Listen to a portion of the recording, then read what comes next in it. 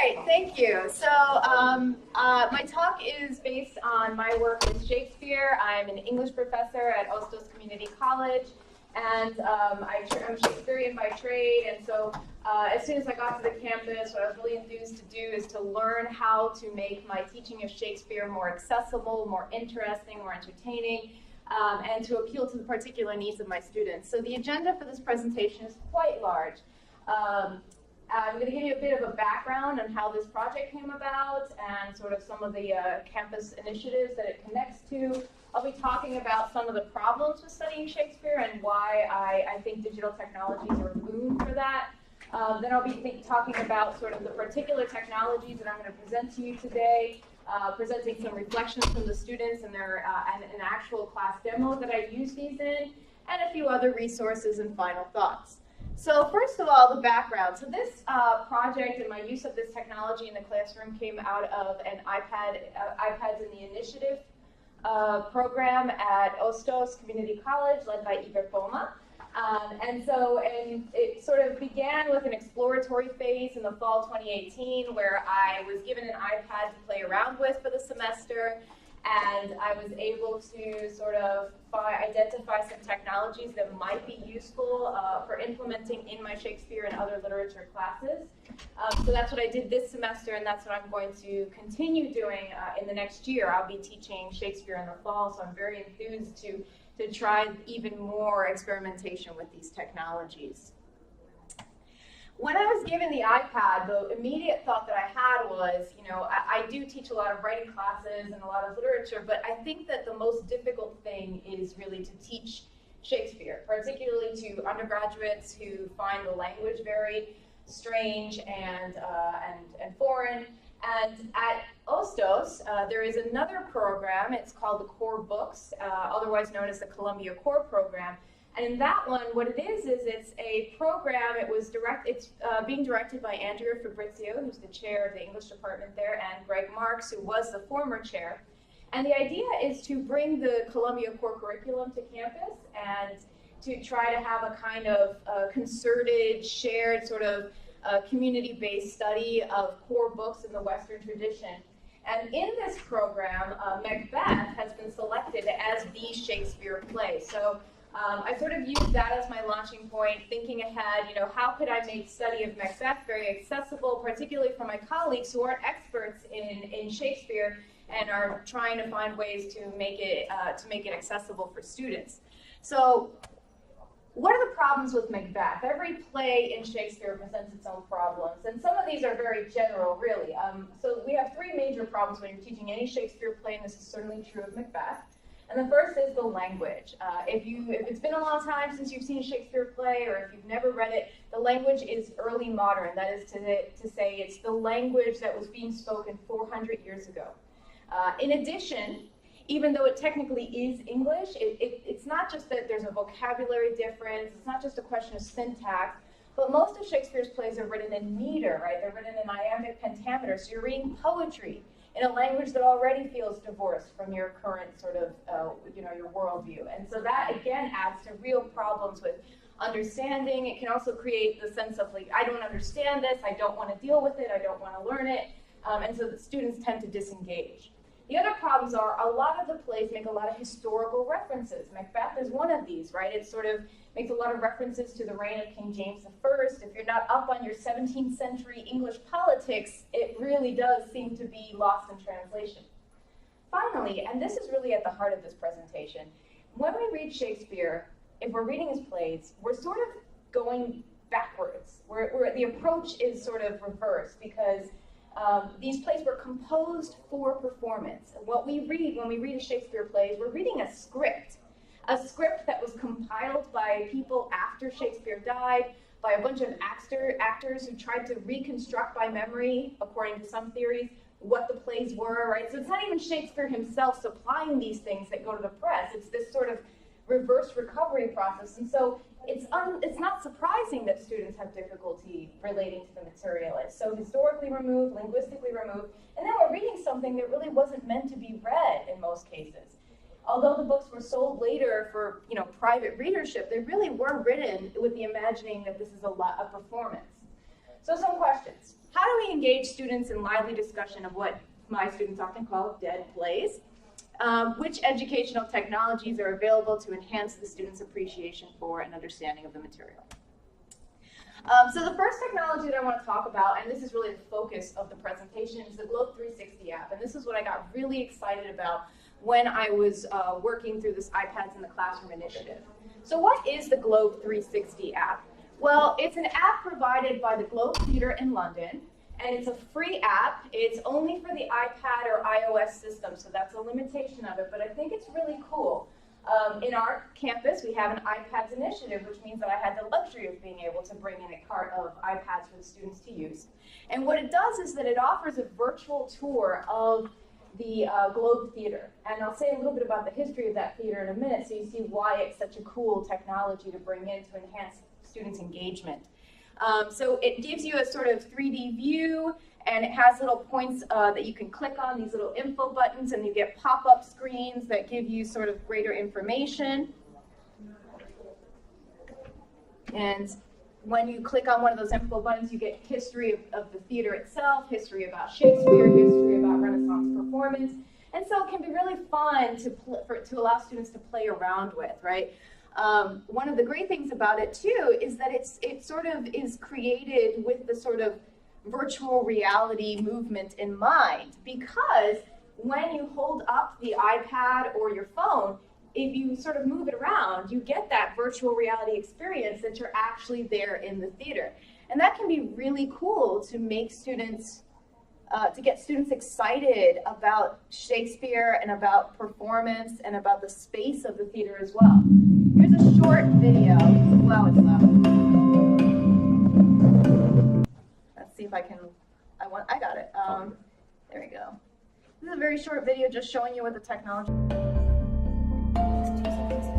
I think the students have really enjoyed working with Shakespeare's Globe 360 today. I think it's given them the opportunity to go right into the heart of the Globe and experience it from the different angles, so from the audience's point of view, from the actor's point of view. Oh, sorry. I'll go back.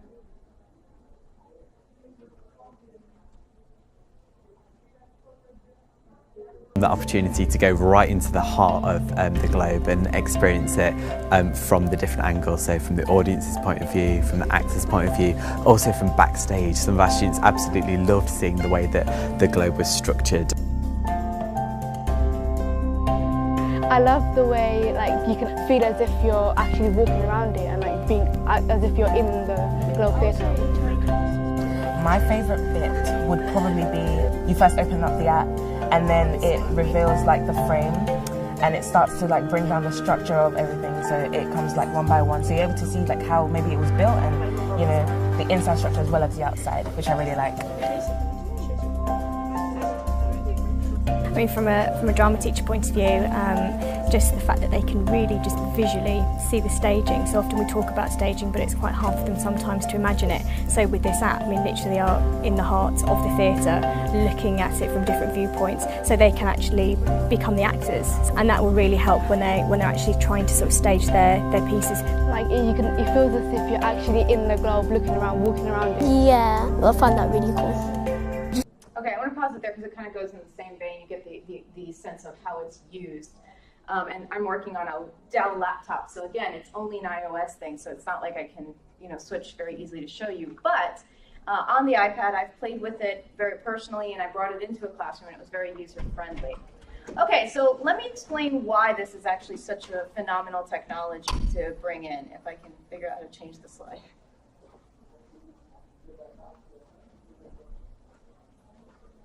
Okay, so I mentioned, the big problem with Shakespeare, in my opinion, is that ultimately we're doing it the wrong way.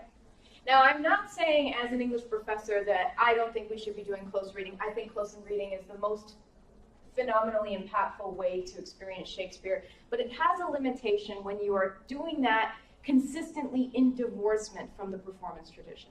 Because you're missing more than half the picture, really, right? Shakespeare's plays were written to be performed.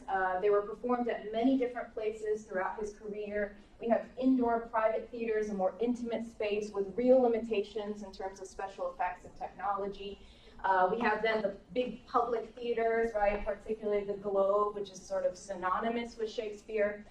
The Globe Theater was itself this great architectural innovation, right? It was an outdoor public space. It was a really sort of ambitious project led by a man named Inigo Jones. It was done with the sort of financing and support of the king, and so you're sort of cutting across all of early modern culture, even when you think about the sort of the space of the Globe and what it was attempting to do. Moreover, I find that with a play like Macbeth, which is a play about a man who sort of aspires, has this sort of terrible idea that he should be king, and so decides to kill the king and sort of replace him, that it can really bring up many sort of themes in the play when we think about it in terms of its performance history. Macbeth is a strange play because it's not just about ambition and tyranny and regicide, themes that actually come up a lot in Shakespeare's play, but it's also a play about magic and witchcraft and demon conjuring. It begins with a sort of a set of witches, sort of, bubble, bubble, toil and trouble, that kind of very sort of, that kind of iconic sort of witchcraft stuff. And all of this seems very strange from the perspective of an undergraduate student. Why are we talking about witches? What's with all of this sort of magic or the sense of special effects and pyrotechnics in this play? It's very strange. And so I find that it's very useful to ground all of this in the history of the Globe Theater as a sort of performative space and what the space itself allows us to understand about Shakespeare's plays. So the Globe Theater, part of what's really interesting about it is that it sort of reflects the way that early moderners were thinking about performance. It's called the Globe, and it's there's a lot of sort of play of language in Shakespeare's plays, thinking about plays themselves as reflections of reality, reflections of the world as is, hence the name the Globe. It's also called the Globe because it's round, right? Because it's shaped like a globe. And so there's this sense of we're going to present the world as it is to the audience. And there's also the fact that the round space helped with the acoustics. It also created a performance space in which the audience was engaged. Now you could sort of walk into the space itself, right? There was a long sort of stage that you could sort of walk out into the audience. The audience would stand around, and it would be standing room only in the sort of cheap seats where the accommodators would come. And they were more engaged with the actors because the space itself lent itself to sort of being more immersed in the crowd.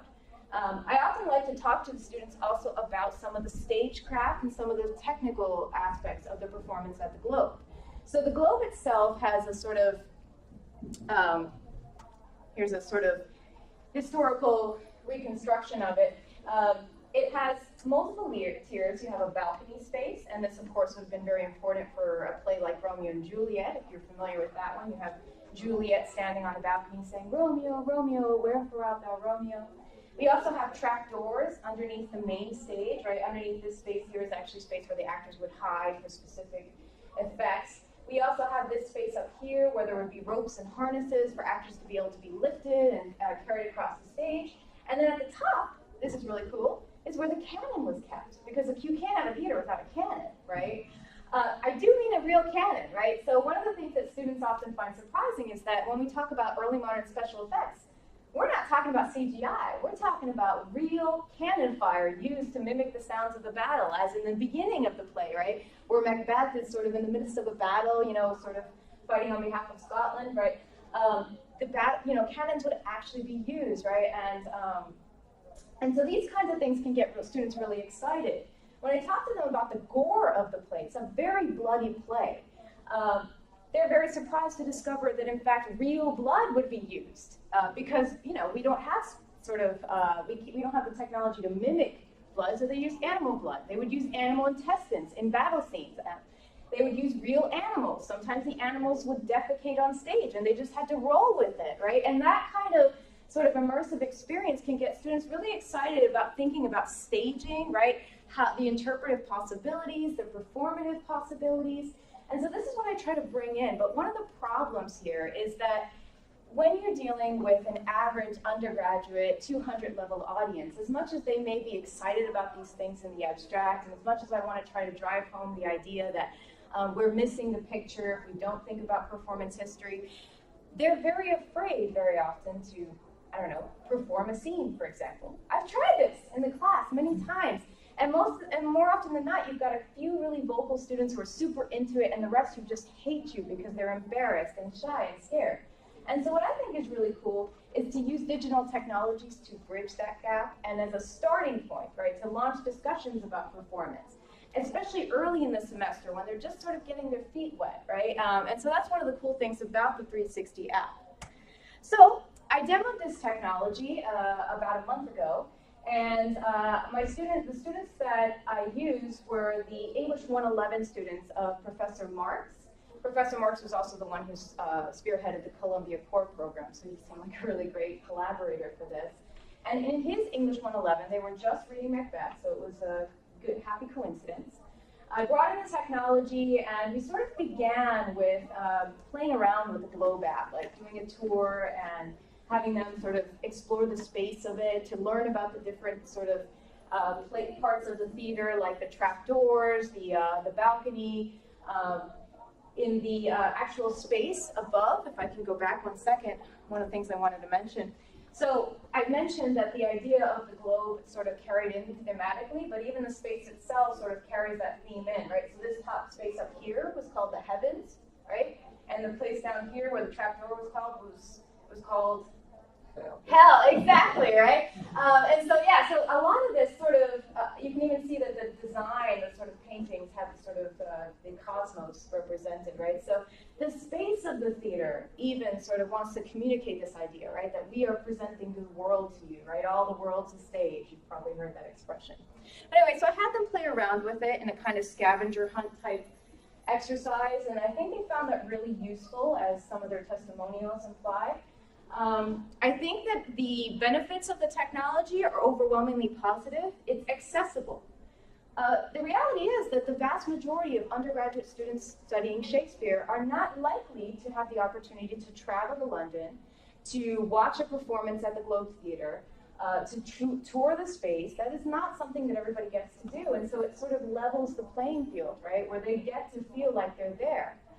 If you use your iPhone with a virtual reality goggle, you can walk around. You know, you can actually be there, and that's really cool because it brings Shakespeare to them.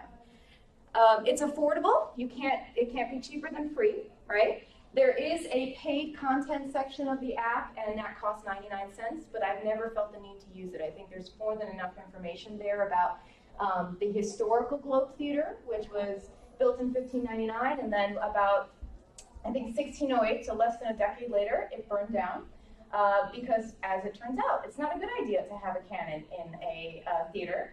And so the theater burns down during a performance of Henry VIII, I believe, which students always find really funny. And then it was rebuilt. And there's a sort of modern Globe Theater that is built not exactly in the same space, but close, on the bank of the Thames. And so this modern theater is a sort of reconstruction of the Globe Theater as closely as possible to the original, but with some modern amenities, you know, like restrooms. And so they get to get as close as possible to the original theater and to imagine themselves as a spectator in one of Shakespeare's plays. You know, they get to have the vantage point of one of the people, sort of one of the commoners in the standing room only, sort of the penny seats, as we would call them, and imagine what that would be like. But there are some other added features that I'm going to talk about in a minute. The new theater doesn't have a cannon on top, right? No cannon.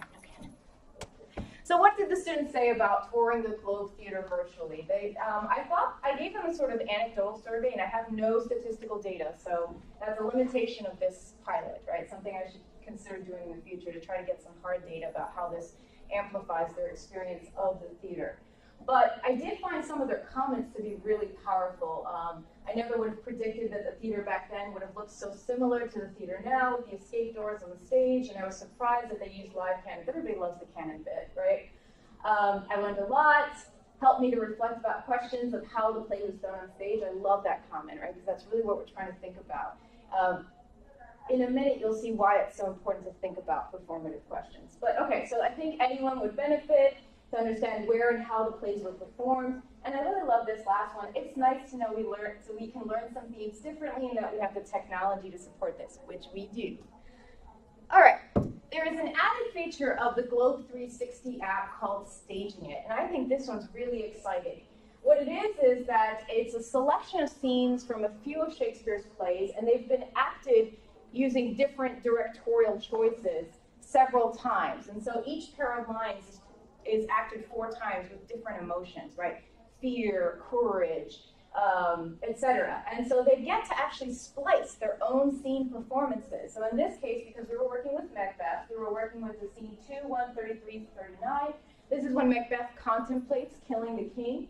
And he has this strange vision of a dagger floating in front of him. And it's not really clear whether the dagger is actually there or whether it's a figment of his imagination. And so what we did was we closely read the passage and we went over different interpretive possibilities. You know, what does he mean here? Is it really there? Is it not there? Would we actually imagine a dagger floating in front of him by a fishing line? Or is it something he's just seeing? Does it work both ways? And of course it does. And so after realizing that this one speech has so many different interpretive possibilities, they got to experiment with it. So here they are, playing with the different features and putting together their own performances, which I think was a really great sort of empowering move, right, to make them feel like they were the directors of the scene. I gave them a handout where they would sort of write down the rationale for each choice that they made in their groups. And then at the end, we presented our directed scene performances, and they sort of were very engaged about why they felt that at this point Macbeth was sort of, he was affecting bravado, or he was sort of, he was actually fearful and very uncertain. And we talked about how these are all valid Macbeths, right? These are all valid interpretations of a character based on this scene. So I think that was a really effective exercise. And here are some student testimonials about it. So. One big thing I took away is that Shakespeare's plays can be interpreted differently depending on the direction, and that's absolutely the case. Later in the semester, I often assign a performance exercise where they have to write an essay sort of thinking about the directorial choices of a performance of one of Shakespeare's plays, of course one that follows it line by line. And so this is a good way to lead up to that, right, because they get to see what it means to think about directorial choices. A person like me is more of a visual learner, which is better. It helped me understand Shakespeare. And I love, this is my favorite one, I love this student. For a moment, I thought I was a director, and that was a good feeling, right? What a way to give a sense of agency to an undergraduate student who may have never even contemplated the notion of being a director. So I think that's a really great technology. Before we move on, I do want to mention one limitation of this particular feature of the Globe 360 app, which is that as of 3 days ago, it's not there. So it was there. It was launched in 2015. It was fully functional for the past 4 years, and they actually go through different plays at different times. So one thing you can't do is create a whole lesson plan based on Act 2, Scene 1, because it might be replaced in some time by a different scene. So it's not a stable technology. It constantly changes and evolves. I believe it's down now for maintenance. That's my hope anyway. You can imagine my panic when I was preparing this presentation. It's just gone after all that. But of course, the other features I'm talking about are still there and still stable. All of the sort of literature about staging it is still there, and the links are still there. So I think it's just down for maintenance. I sent them a few sort of prodding tweets in the past few days to find out when it was going to be back, but there it is. I want to talk to you about another technology called Shakespeare's Globe Player. And I think this can be used effectively in conjunction with the Globe 360 app and also the Staging It feature. I personally like to do a performance essay where students actually have to watch a reliable performance of Shakespeare's play, so not a loose adaptation like 10 Things I Hate About You or However Much We Love It, but one that actually follows closely the lines. And what they do is they have to think about the choices by the actors, by the directors, how the visual elements, the setting, the scenery, the directing choices, how they impact the interpretation and how they reflect particular choices in how we read the play. And that's really a takeaway from my classes. There's no single right reading, right? There are good grounded readings, right? Evidence-based readings, which is something we talk about a lot, but that Shakespeare as something that was written to be a lived experience that is sort of lost to us because we don't have recordings of those performances. We can only speculate on how they would have been performed and the sort of directorial choices that would have gone in. And so they have to think about these things.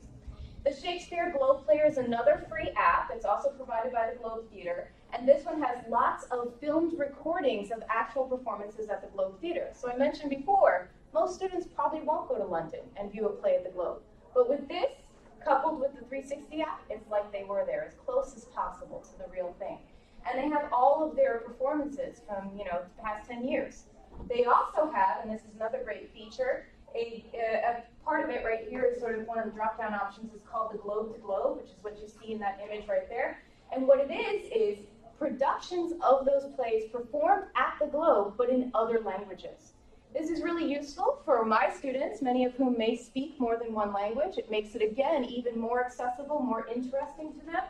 And it also has the subtitles with Shakespeare's original language underneath. So it's paired viewing and reading at the same time. I think that's really useful. If you're doing a class on global Shakespeares, you want to think about Shakespeare as it's performed, studied, and interpreted across the globe. That's another really great use for it.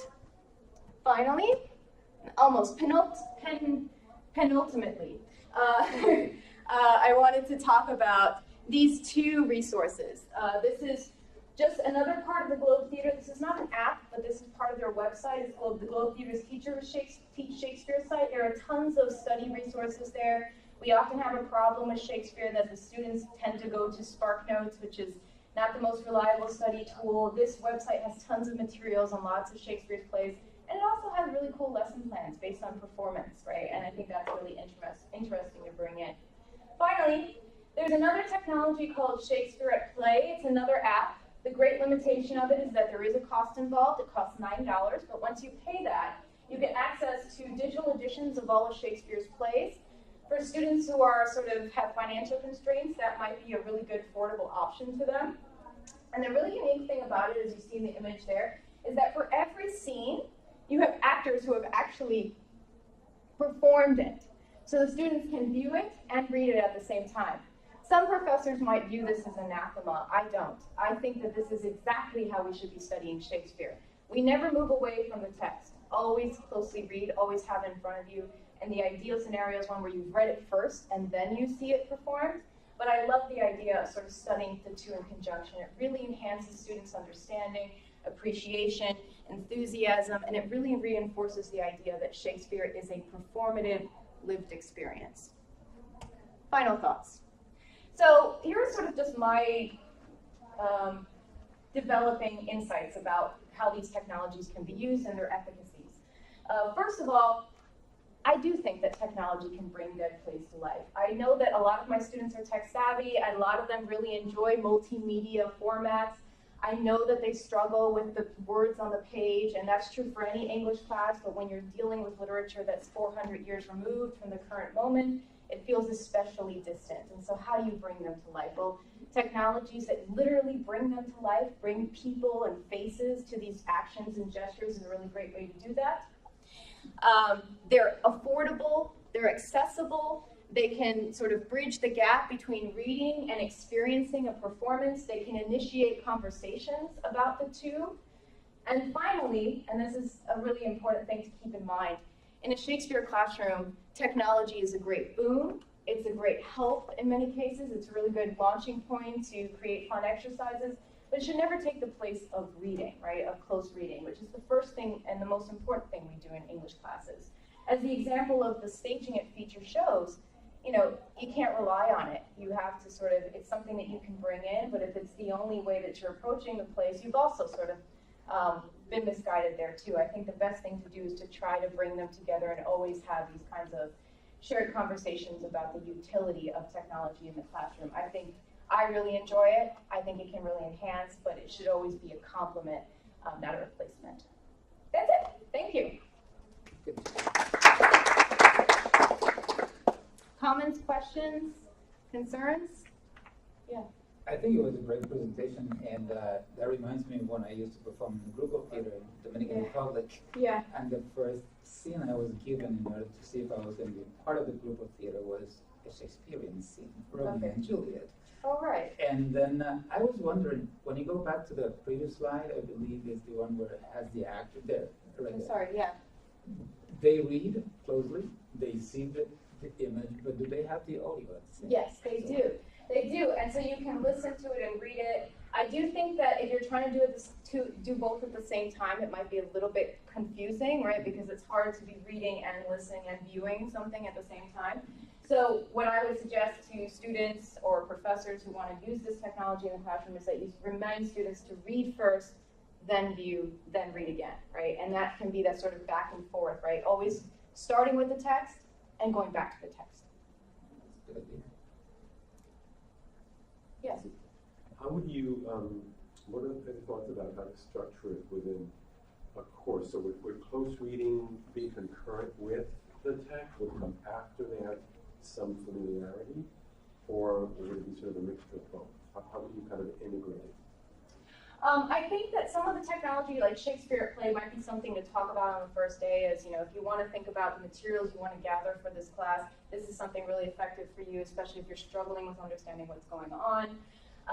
The exercises I would bring in early. And the reason why is because my approach is to always begin with a sort of theater history, performance history kind of spiel at the beginning of the semester to ground the class and make it clear that we're never going to stop talking about performance. It's always going to be part of what we do. And I think fun exercises at the beginning are, when you have time, right, are really fun. And so because learning about the history of the theater and thinking about Shakespeare in relation to the sort of theater traditions is something that we should talk about first or early in the term to ground the discussions, I would do it early. And there are a lot of really fun exercises you can think of. So with the Globe app, where you're doing the virtual tour, I came up with 3 ideas for how to integrate it. So I remember 2 of them, I forgot the third one. Right, so a scavenger hunt where you give them a sort of blank Globe theater and they have to label all the things and maybe talk about why are they called this or what is the function of this part of the theater. The other is a writing project where you can give them a sort of a guided writing exercise, a reflection piece. For me, whenever I do an exercise like this, particularly if they're spending a lot of time with heavy tech, I want them to go back to writing. So after doing this, I give them some time to actually reflect. What did you learn? What was really interesting? What was surprising? What was difficult? Or how might this help us better understand Shakespeare's plays?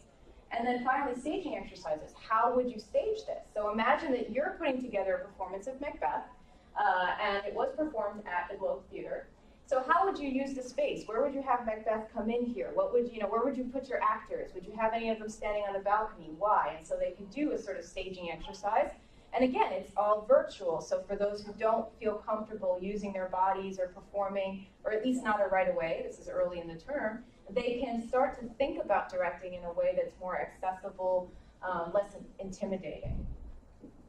Yeah. One other thing, talking about virtual reality, I remember once doing Second Life, and then being able to teleport and go visit different places. I was just wondering if you could do the same thing in Second Life, going to the Globe and exploring, because I remember that was the first time I visited the Yankee Stadium. I was able to go there virtually and visit the museum and play audios and listen and read and interact with others. But we created our own avatar. So probably students could create their own avatars and then perform as well. That would be cool. Yeah, I have no idea about that. That would be a really interesting thing to explore, particularly I like the idea of having avatars because what I find, and a lot of my students, they don't speak English as a first language, and so that can add additionally to the embarrassment or the intimidation of performing. Creating an avatar creates a kind of distancing from the self that then creates, I think, can make people more creative, make people bolder to try to engage in performance. So the idea of having some kind of avatar that can perform for you, I would love to explore that. I have no idea the answer to that, but that'd be a great idea. So it's time because I have a class next, so sorry. All right, thank you everyone. Thank you, Victoria.